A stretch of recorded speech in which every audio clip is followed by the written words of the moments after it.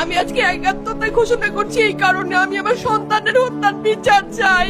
একটা সন্তান হারানোর ব্যথা এই বিচার আপনাদের নিশ্চিত করতে একজন মা, সব সন্তানের কাছে আমার অনুরোধ, আপনারা আমার একজন বাবা ব্যতীত কারণ হাদির শেষ ইচ্ছা ছিল যদি আর কেউ সেটা উপলব্ধি করতে পারবে কিনা আমার জানা বিচার নেই। হয়, আমি এই বিচার চাই। ইনসাফের বাংলাদেশ চাইলে যদি মৃত্যুবরণ করতে হয়, আর কত রক্ত দিবে আমাদের সন্তান। একজন মায়ের আর সহ্য এরকম করার আর্তনাদ ক্ষমতা শুনতে আমাদের আসলে কার নাই। ভালো লাগে? আমাদের সন্তানদের বাঁচতে দিন। ইনসাফের বাংলাদেশ গায়েব হোক, আমরা আর সহ্য করতে পারি না। প্রশাসনের কাছে, সবার কাছে একটাই মাত্র অনুরোধ, একজন হাদি, বাচ্চাদের বাঁচতে দিন, আমাদের একজন বীর। ইনসাফের বাংলাদেশ দিন।